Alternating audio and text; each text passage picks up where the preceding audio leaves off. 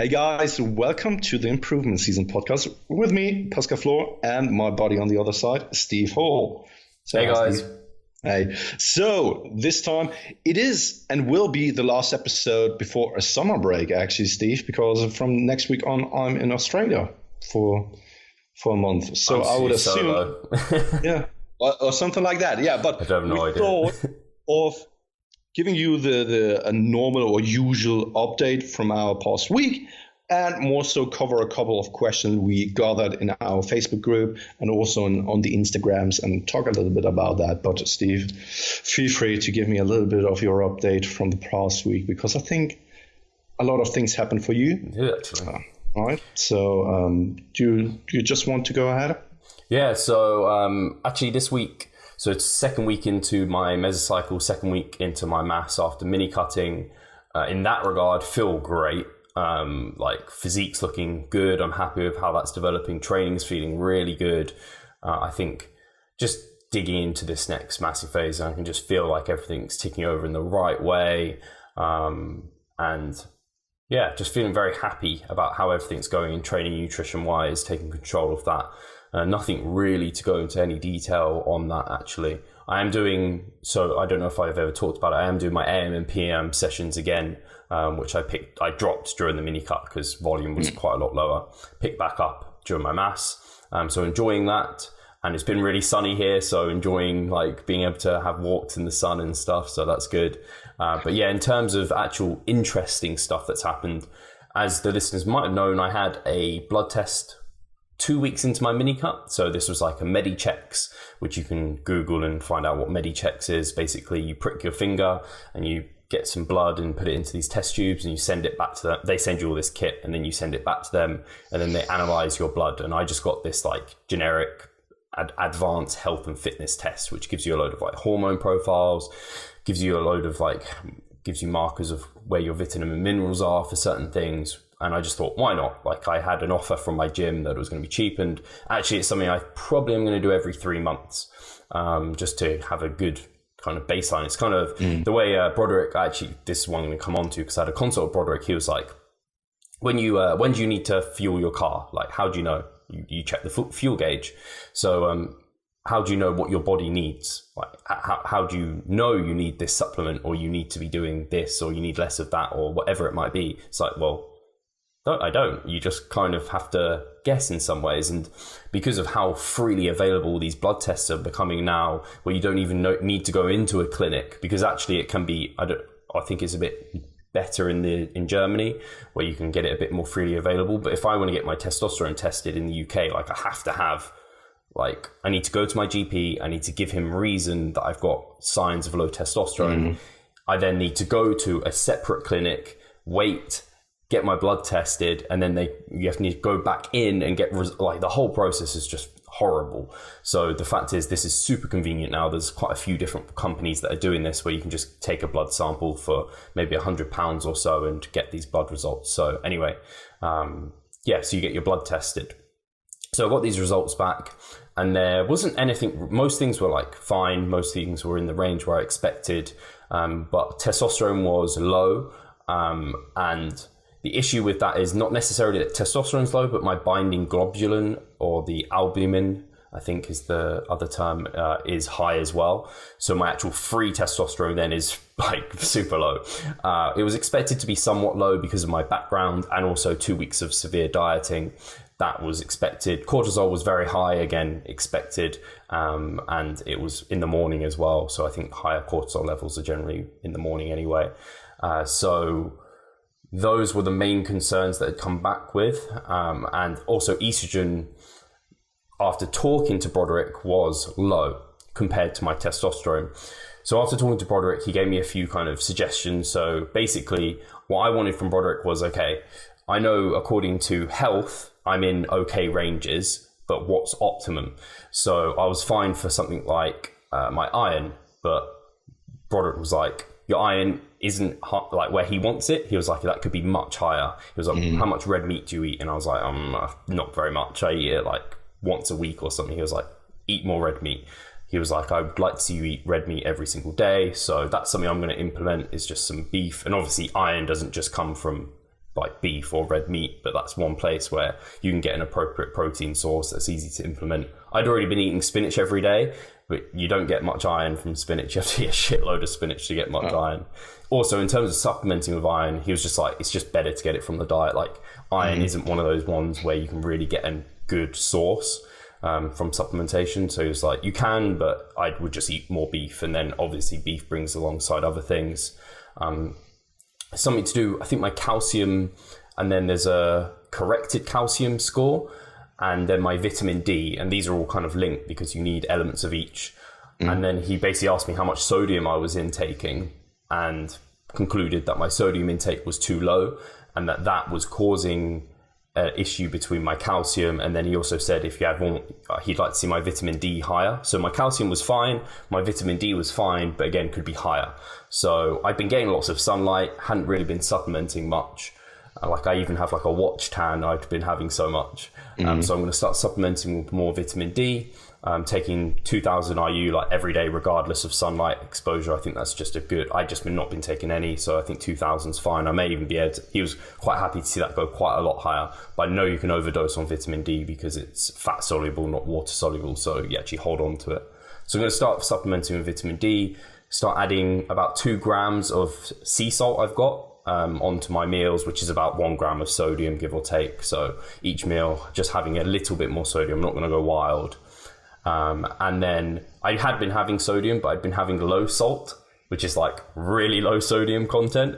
And the reason I'd been having that is because it kept my edema under control. So my body is crazy, as listeners who know, then they've listened to the podcast for a long time, my bloody edema. So that been kept under control. I'd not had any for ages, and I was putting it down to having low salt instead of normal salt. But if I need to have normal salt to feel better and bring things up, I'm switching that. So no more low salt for me.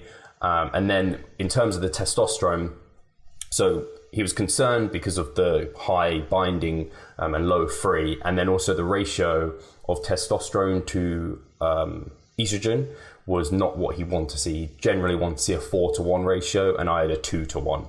So I basically had not even much estrogen in my system and not much testosterone. And he thinks part of that could be down to the fact I stay relatively lean quite a lot and have done for quite a long period of time. And he thinks if I end up actually increasing the amount of body fat I have, with that more aromatase will be released, more estrogen will be released. And normally that's a bad thing, but for me, that might cause my body to be like, fuck Steve, you need more testosterone, and it might force my body to release more testosterone. So I think a lot of the actions that I'm going to be taking over the next few months are going to lead to all these things, because obviously I'm going to start eating beef, have beef every day. Basically just found, the Waitrose near me has these nice beef steaks that I've just found, and they're not too expensive either. So incorporate one of those every day, salting meals, adding vitamin D again into my supplement regime regardless of kind of sunlight exposure.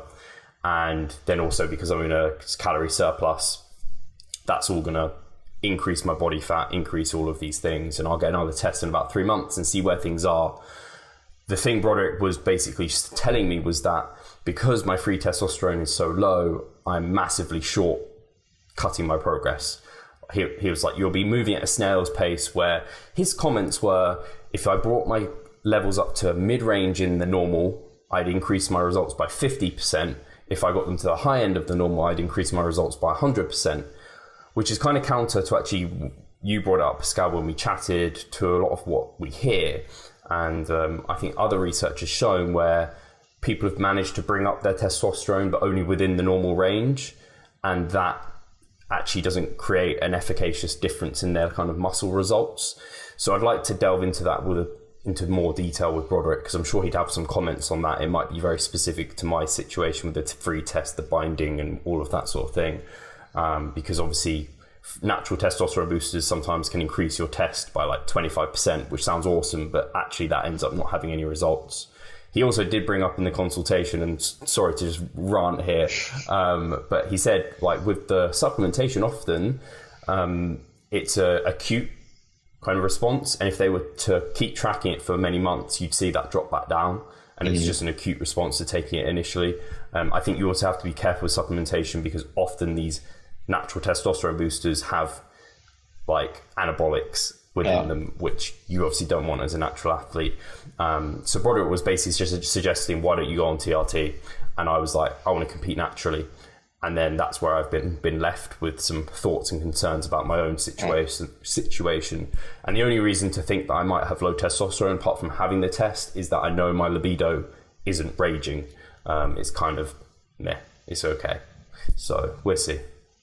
Lots of great information and also great takeaways, I think, for people to hear how everything is actually interlinked with each other and what might be the cause for something, but it isn't the only thing most of the time. That there are so many contributors to one single outcome. I think it's really important to notice that, especially I had like 3 takeaways, and this is like first and foremost body fat levels. Like it explains why it is so important to actually get them up, not just in a physiological and psychological manner that you are actually feeling well and all that kind of stuff, but more so also to fuel your performance and to make actually some gains for the next competition season or in general, because it's like you said, the more fat cells or the higher the body fat you're carrying, the more aromatization is going on in your system, the more estrogen you're producing. And for healthy individuals, the body is then responding with more testosterone that is then being produced. Second takeaway is that testosterone in it for itself is not the main indicator of how healthy you are as a male and how well your gains or actually your outcome is, because you could have mid-level testosterone levels, but when your free testosterone is bound by something like sex hormone binding globulin, because sex hormone binding globulin is high, and then it attaches to the free testosterone. It could potentially be that you are feeling healthy, that you're feeling normal, that you're in the mid-ranges of testosterone readings or ranges, but you are still skinny. You don't look like someone who has maybe the same amount of normal testosterone ranges, but has so much more free testosterone available.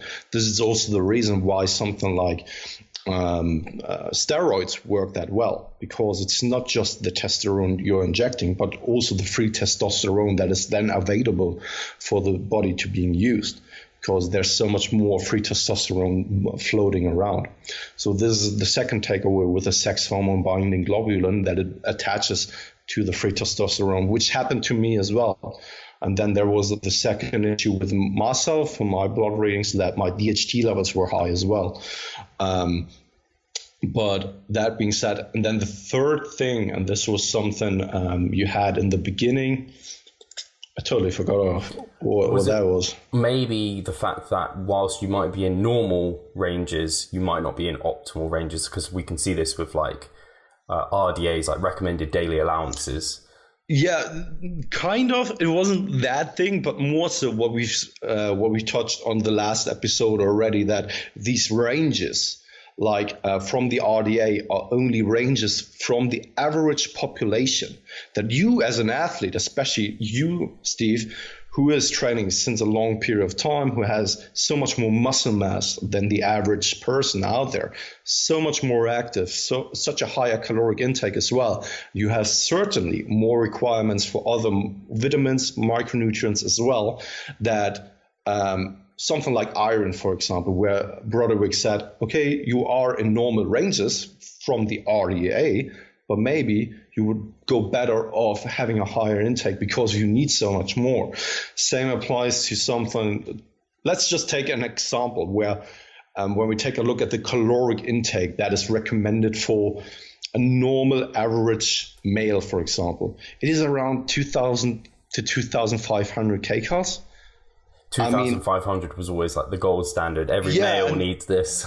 And that is kind of the average. And I don't know many people who are in that field of the sport who are only taking like 2,500 calories and are growing on that or are maintaining even on that. I think you should, or you would be a little kind of individual if you are maintaining on that kind of, or pretty inactive on a day-to-day basis. This could also be the case. But I don't know many people who are actually only needing to take in 2,500 calories, even though that's the recommendation from the RDA. Same applies to all the minerals and vitamins. Probably you need more from everything most of the time. And that could also possibly be that you need more outside of the recommended ranges even, because you have such high requirements. These are the three main takeaways I had for myself. And I think that all leads to one conclusion as well that is important to note for all the people out there, that it is applying for you and not for anyone else out there. So when there's anyone out there who says like, oh yeah, I have low libido as well, so probably my free testosterone is bound by the SHBG, which is, it's an assumption, but whether this is really the case, you have to go and see a doctor to actually get that confirmed or anything. So if you have anything that was helpful from here, go find out for yourself whether this is actually the case for you as well, and then you can still make some adjustments. But go and see a professional and get it confirmed before you make any kind of drastic changes, only because you heard it now from what Steve was saying. I think it's important to really be honest with yourself as well in terms of the context of your situation. So for me, to give context, obviously, I have the head injury history of low testosterone there. So that's a huge confounder for it. Yeah. And then also I'd been dieting, well, I'd been lean 6 months ago, like shredded. And I'd been quite lean for a period before that as well. So that's a confounder. 2 weeks into a major deficit, another confounder. But then also other confounders are, I take care of my sleep. Like I make sure I get good sleep. I take care of my nutrition. I try and dot every I and cross every T when it comes to muscle growth. Like if there's any low hanging fruit, like there's no low hanging fruit in my situation, I try and get everything aced. And I think part of that is because it's always been the way I've been. Like for exams and to do well in exams, I have to revise more than the average person. So maybe for me to get results, because I have this low test, I have to actually do like twice daily training and all these crazy things to get any sort of result, which is always something to consider as well. Totally. What are your plans now moving forward? So yeah, plans are just continue with the plan I've been doing. As I said, I'm going to implement the things like the supplementation, the beef, and let my push body weight up. Then once, probably in maybe 2 months, I'll get another retest, see where things are.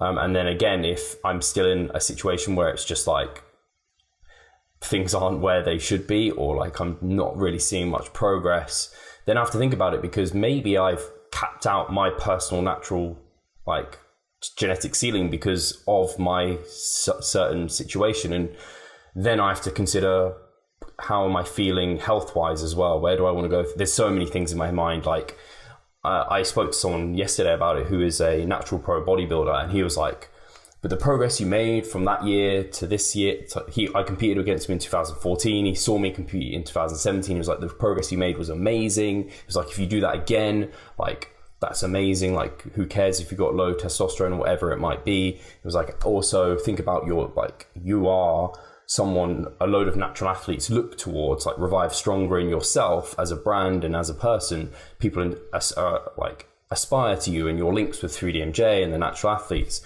So there's all of that to consider, alongside how I feel like day to day, energy levels, like if I actually feel any, like my libido, if all of those things are making me enjoy life less. And then in terms of training, like that's a huge thing. Like for me, if I'm putting all the work in and not getting any results for my training, I don't think I couldn't keep going. So yeah, loads of things to consider there. Too much to even think about. No, absolutely. Nothing dramatic's happening in a short space of time. No, I can totally relate to that, because I've been in a similar situation not that long ago, where you got these results back and you didn't really expect it like that, right? And everything was just like a little bit upside down. And when you then reflect upon everything, it explains a lot, or you would assume that it explains a lot. Whether this is really the cause for it is always then, you can't really tell, right? You can't really turn back time and go down a different path and compare these two scenarios with each other. But I can totally relate to that, and I know how you must be feeling in that situation. But I also do agree with that natural bodybuilder or pro-natural bodybuilder that the Ben progress... Howard.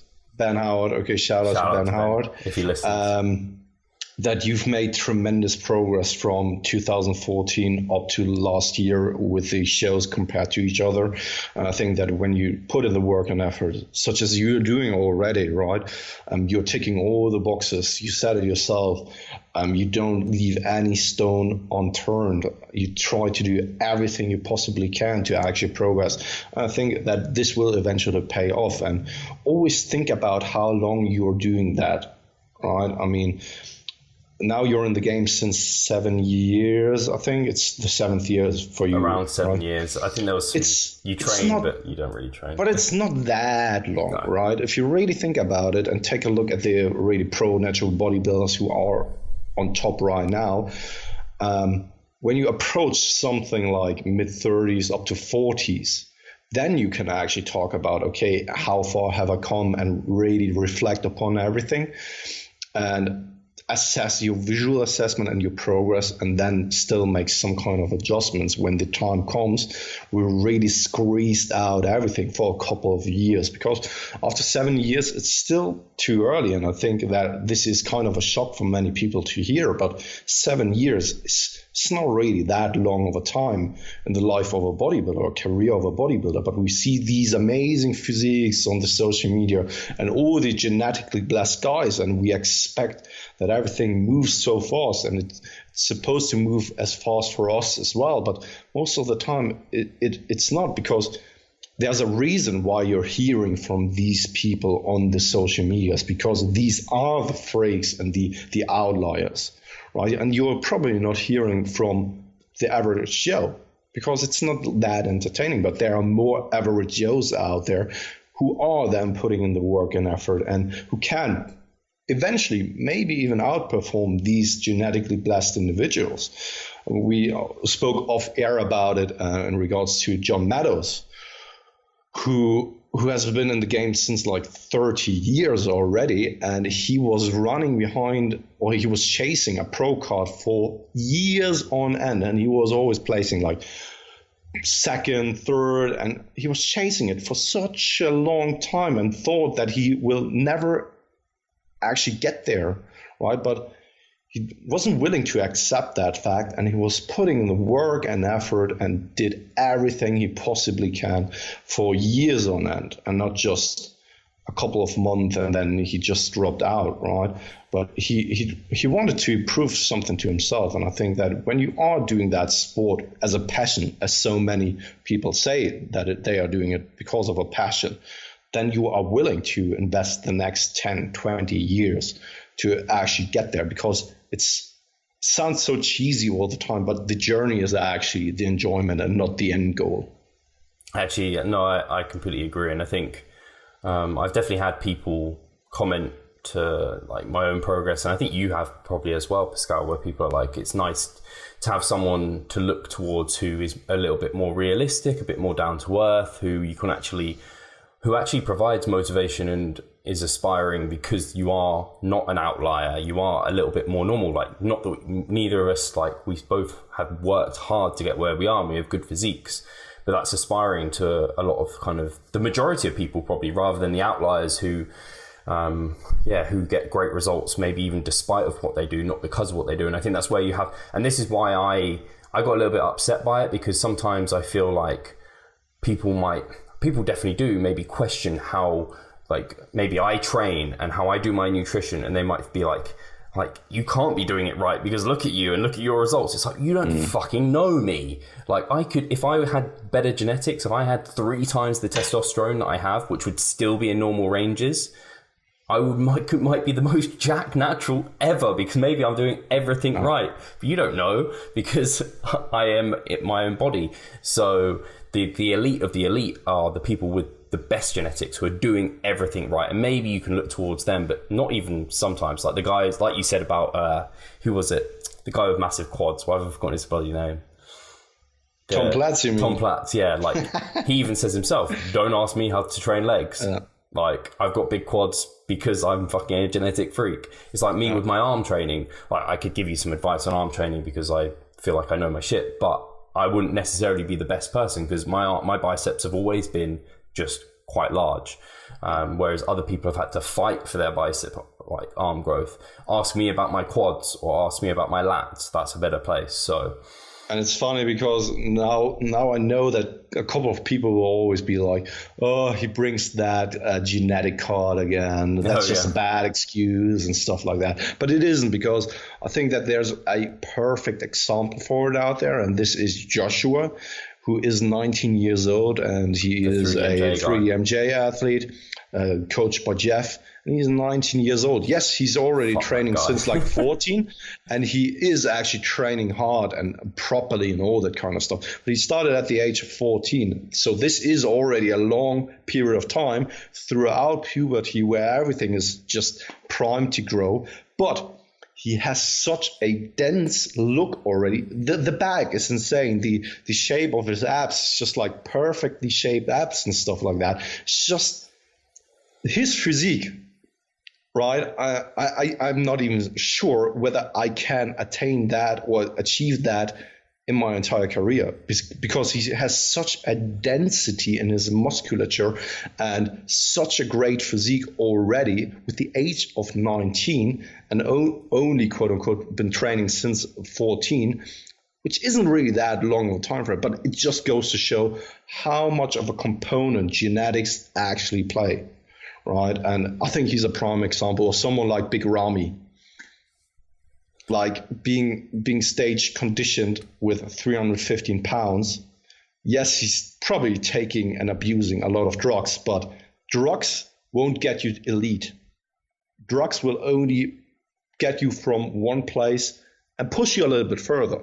Right, it's not like that when I go on drugs, I will become Big Ramy. That's probably never going to happen.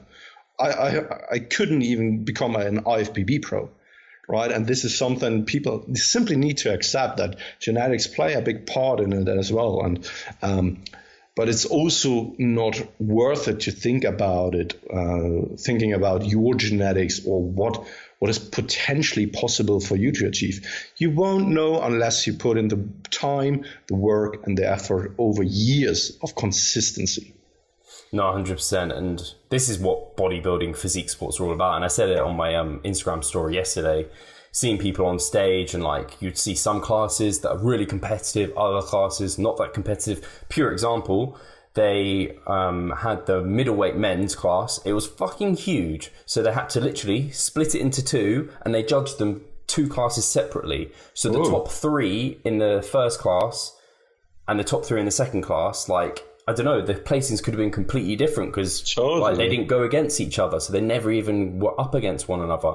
Whereas if you had the top three in both classes in one class, then that class is going to be fucking ridiculous. Yeah. So I don't need, like, luck of the draw. There's so much luck within within the sport. There's so much subjectivity, as we spoke offline about men's physique, women's body, bikini. There's so much subjectivity within there. So you have to enjoy it. And that's why I brought it back to, when for me, the choice would be how much am I enjoying things? How much is my health being impacted? Because at the moment, I enjoy my training. I enjoy everything I'm doing. I enjoy investing all that time into it because I feel like I am still getting good results. If there became a time where I was just like, fuck, I'm hitting my head against a brick wall here, maybe I'd change my mind. Maybe I'd go down a route. And I think, thankfully, we'll revive stronger the way we are. We're very open and honest about our decisions and where we're looking to go. I think it will become very obvious to the audience. And I think we'd only have support if like one of us was to go down the like enhanced route. And the thing is, I say TRT as being enhanced. I'd keep myself in normal ranges. So it still wouldn't be like I'd be having unrealistic progress and results. It would be to my past self, but maybe not to a lot of other people who maybe are at that level. My concern would be long term, if I wanted to compete, I'd compete obviously in enhance, like against enhanced people, and then how far would I be tempted to take, like after TRT? Would I want to go on to steroids? I know my love is natural bodybuilding, so I feel like I don't even want to touch TRT. But once you go there, how does the temptation draw you? And I know people get suckered in by it, and it can destroy them in some ways. And I just hope that wouldn't happen to me. Before we delve into the questions or the Q&A, you answered actually my question, because I knew that people would be curious to know whether you would decide or could consider it or think about maybe going on TRT in the future. And thank you very much for covering that already. But I totally agree. And there's more questions to TRT than only the competitive state, because the thing is, with low testosterone levels, life quality suffers because of that, and it's also unhealthy. It's not really the healthiest state to be in. So when something like TRT is maybe stands in the room, right, as a question to go onto, I don't think that it's because of any kind of competitiveness, because it's like you said, it's not like you are taking your testosterone levels out of the normal physiological ranges. You're pushing them back into the normal physiological ranges, right? And thus, it's not really about performing enhancing. And I don't think that when you sit at the doctor and you actually decided to go on down the TRT route, then you have something in mind of giving yourself any kind of performance enhancement. But more so, your concern is the health aspect, that you want to actually do that because you feel maybe miserable, that you are chronically lethargic. I don't know. I mean, all the symptoms that come along with having low testosterone, and all the life quality that suffers due to that, right? And I think that when the time comes and my health is suffering due to low testosterone levels, because this is sometimes every once in a while a normal aspect of aging for males, then I wouldn't hesitate and go down that path, because I want to have a sex life. I want to also have a qualitative life where I feel energetic, I feel like a male, and not like just a ghost or a zombie who needs to sit at home because I'm lacking energy and I am chronically lethargic and all these kind of things. And that actually is really good you brought that up, because that's the difference between passing a polygraph and not passing it.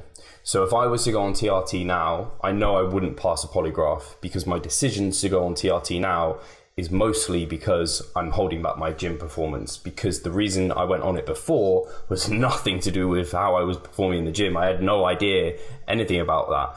It was all because I was depressed. I actually had gynecomastia because my estrogen levels were so high compared to my testosterone. I had no sex drive.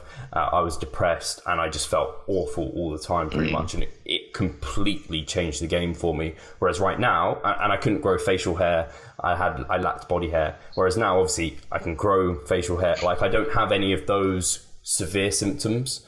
What I call those more severe. And I more so have just like maybe some down-regulated performance, and libido isn't as strong as maybe it would be. So at the moment, it is a decision where I can be like, I can live with lower.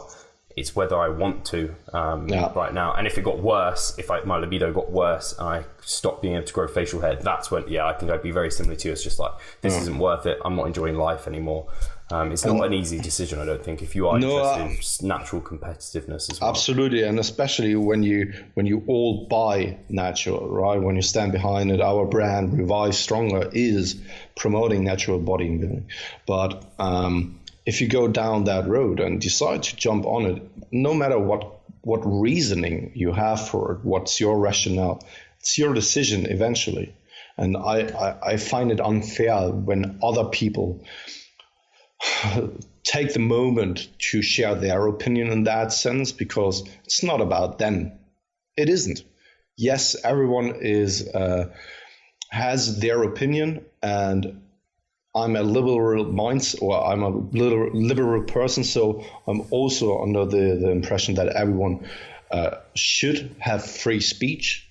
but not every time it's appropriate. And if you're in that situation, if you make the decision, once again, no matter what your rationale is, it's your decision and it's not impacting anyone else except for you. And thus, I think that everyone should be just take as it comes or something, or be supportive in that kind of sense, right? Actually, I've just thought of the most clickbaity title. Is Steve going to jump on steroids? No. I was just like, what? I did just want to ask you, actually, Pascal, because you brought it up, and actually we haven't spoken about it for a long time, in terms of your test results. When was the last time your testosterone tested? How did that come back?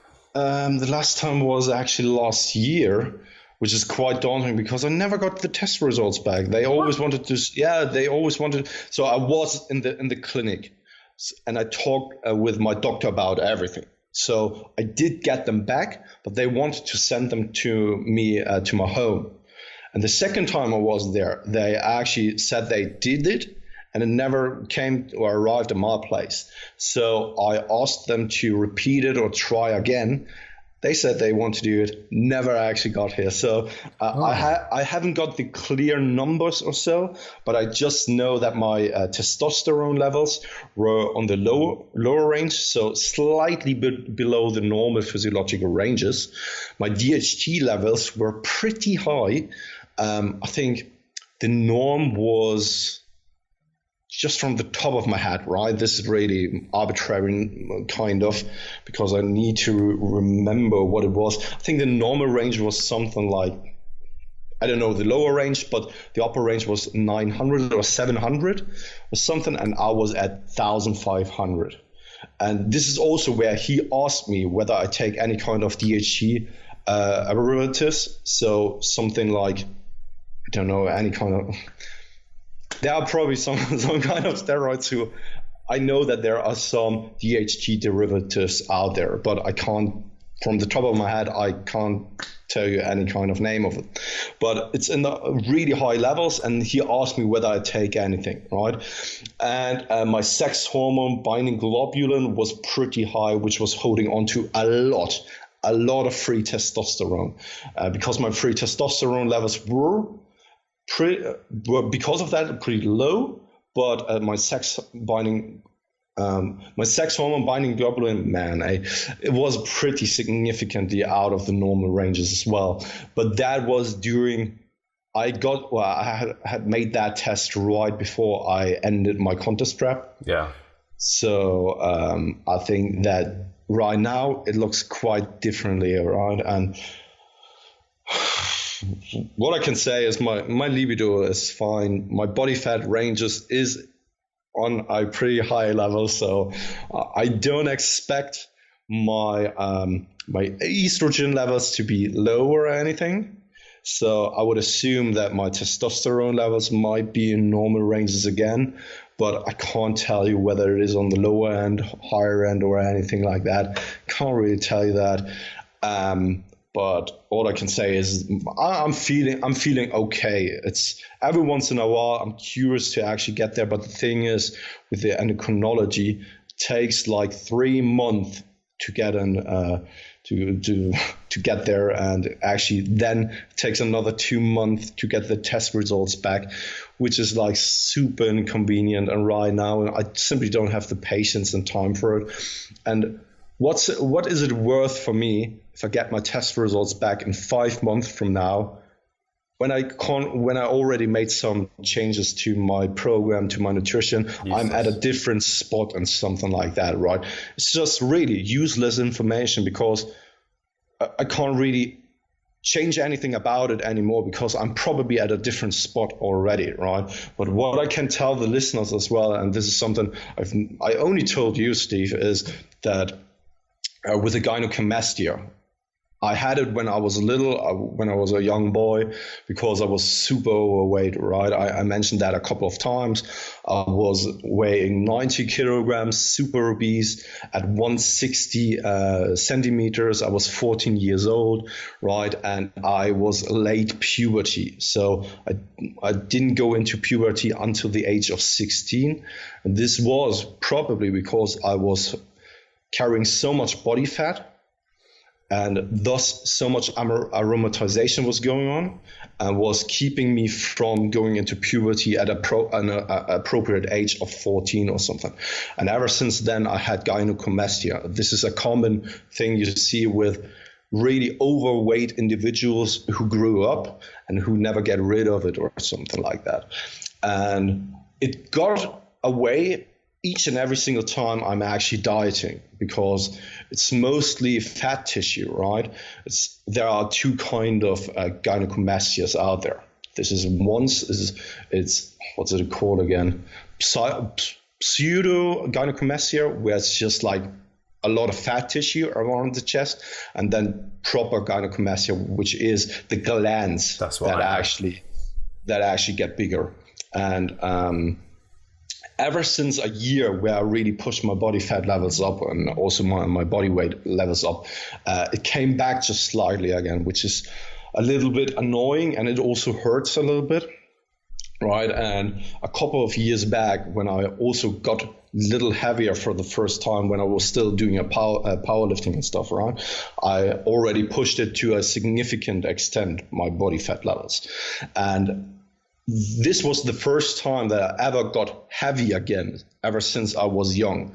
And it came back for the first time. I was really concerned what it is. And I thought first that it's kind of breast cancer or something. That's why I got mine checked out. Yeah, so I went to the doctor, got that checked out, and he was basically saying that this is gynecomastia, and he was asking me about my medical background, whether I was obese as a child and stuff like that, and that this will probably never get rid unless I'm doing surgery or something like that. The fat tissue will always get rid when I'm dieting down, and this always happened when I was lean, but the glands will probably never get smaller. And the thing is that whenever you push your body weight up and you go through these cyclical phases, and there's more and more aromatization going on in your body, it could potentially be that over time, over these cyclical phases, it's getting larger and larger. Every single time there's more aromatization going on in your body.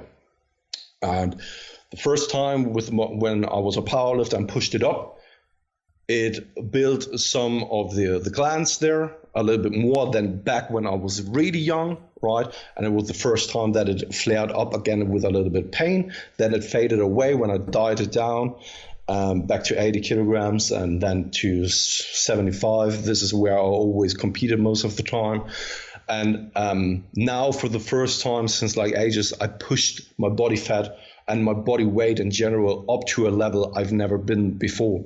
And ever since then, it's really painful every once in a while, right? And it's worrisome, and it also sucks, right? But it's just something that is there, and it's a part of me. And it has always been there, but it wasn't always present, simply because dieting and all that kind of stuff. And yeah, I just wanted to share that with people, because you now mentioned you had gynecomastia at a certain point, and for me it's the same, but it's also mainly because of my background from child obesity. It's absolutely fascinating, actually. Like, I think it's crazy how I think there'd be so many different stories how people can get to certain situations and scenarios. Like, we both had gynecomastia for completely different reasons, and that's why I went and saw my doctors, because I was worried it was breast cancer. Yeah. But I had the same symptoms, like the hard lumps under my nipples. They were sore, tender to touch, like painful, uncomfortable, super self-conscious about them. But then, so when I took my TRT, it was because I got my bloods tested, and they saw I had low test. And so they were like, this is why you've got the gyno. And I was given gel to rub onto my actual chest. And that got rid of the gyno pretty quickly. And I've never had it since. Yeah, I've never had, like, I don't think there's anything there in terms of that.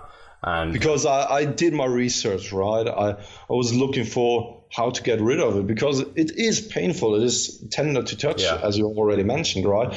And it is annoying because it's always present. And especially ever since I'm at higher body fat percentages, it is always present then. When I'm dieting down, it isn't really there, weirdly enough. I don't know. Maybe it has also something to do with hormone levels, how it changes and stuff like that. But I did my research on how to get rid of it, and the only solution everyone was always saying is actually getting surgery, or at least when it's true gynecomastia and not pseudo gynecomastia where it's only fat tissue, like the man boobs, right? And that's funny because I have both. That most of my body fat is stored in my upper body, right? Especially on my midsection, but also here on my chest. And that is just like super annoying because it doesn't look good, especially when you're wearing shirts. It's always like, I don't know, it doesn't look good. And it has a big toll on your psychology as well. No, I can completely understand that. And actually, I've never noticed it on you at all. Ever. So I guess that's a good thing. I've never noticed it before because, I can agree. I guess for me, maybe because I only had it short term and it went very quickly. So it was kind of like, it never had time to like root. I don't know if that's even a thing. And I also don't hold much fat on my upper body. It's more so on my lower body. So maybe that helps it not be there. And we've ended up talking for 45 minutes about kind of this stuff. Like last week, Oliver, we wanted to talk about greed, and we ended up not even touching on it. And now we wanted to do the Q&A and didn't do it at all. I think this will be helpful for the listeners. And actually, I do just want to say, I've got a referral link to MediChecks in that I think it gives you like £10 off or something. You can probably find a better referral. But if you use that, and then I think I get like £15 off a future test. So we can put that in the description box because that, unlike yours, that comes back like, I think you get it, you submit it, and it goes like first class and it comes back to you like in a week. So that's like way better. Man, I would love to have something like that in Germany because all I need are the blood readings. It's because you can do your research, and if you have somehow of an understanding of human physiology, then you know kind of what is going on, right? And if you need further help with that, you can always do a consultation. But right now, it's always with here in Germany, you always have a check-up meeting afterwards where the doctor is explaining everything, because the average Joe doesn't know anything about any kind of the ratings, right? They don't know what creatinine is. They don't know everything basically, right? That's really even good. The easiest things like hemoglobin and stuff like that, they don't even know what that is. No. Whereas MediChecks, they send it to like a doctor, and a doctor will actually go over it and he'll send you an email like explaining. So I got like suggestions of potentially having another blood test. If that came back low, then go to my GP and get TRT. So there's stuff like that, which is interesting. And then actually on that note, I had a chat with Broderick, and he said he'd be very happy to come on the show and do a chat about kind of things you might want to get tested, what ranges you'd be looking for, what symptoms you might be feeling if you might think you're need for a test. So that would be amazing, like really, especially because when you do your research on the webs, you hardly ever find a research that is particularly addressing athletes or bodybuilders in general. More so when you are actually typing in bodybuilder blood tests, it's always with enhanced athletes, and it's always on something like bodybuilding.com or something, right? And that would be amazing if you could get on and talk a little bit about that. Yeah, he was well down for that. So that will happen. And then I'd only say, like, in terms of getting tested, obviously you haven't had yours retested, partly because it's a ball ache to get that done, but partly because you've got no reason to think you have low testosterone. Like, your libido's good, you're growing facial hair, your energy levels are pretty good. I think it's only if you're noticing maybe you're unable to grow facial hair, or your libido's low, you have slight erectile dysfunction, maybe those sort of things, that's where you might be like, maybe I should get tested. I definitely would, because you're being silly not to. I don't know if we're now at 48, we're basically at 50 minutes. I don't know if there's anything else we want to we can't cover a question off in that period of time. No, I think that unfortunately, you have to do the live Q&A in the group because I know that you wanted to avoid that and cover the questions here. So now you actually need to do that. So for the people who want to see all the questions, then if you're not already a member of our Facebook group, go ahead, sign up. It's kind of a sign up, right? Because you have to go through some kind of an application form to actually be allowed to get into the group. And if you're already a member in there, go enjoy the live Q&A with Steve that is coming up in the next couple of days, I would assume.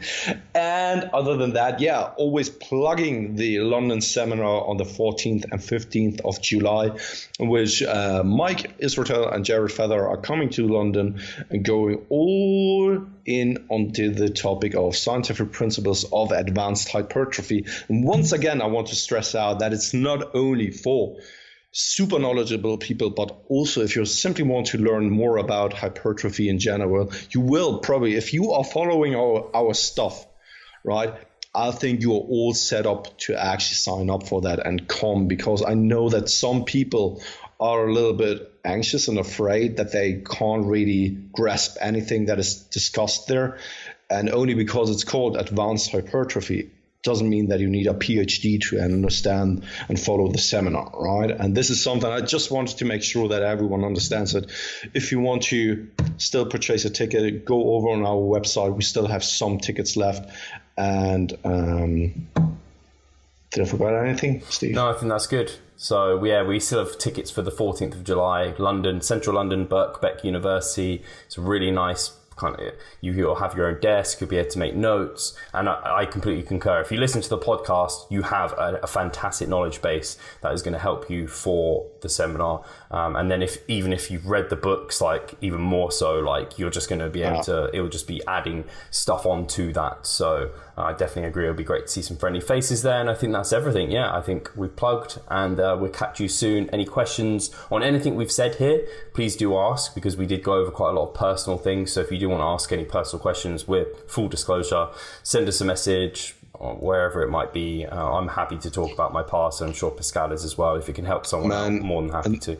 Before we now end that show, I just wanted to say a big thanks to everyone who's always reaching out to us and telling us about how much it helps them in their own journey and with their own life in general, with the things we are talking about. Because it's, once again, this was the intention behind that we are or created that show or that platform, so that we are actually sharing our thoughts. That's two really good mates who talk about what is coming to their mind.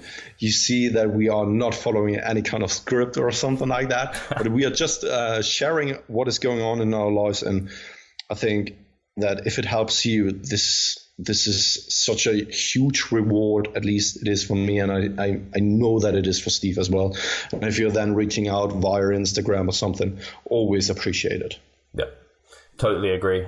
Thank you guys, and we'll talk to you soon. Take care. Cheers.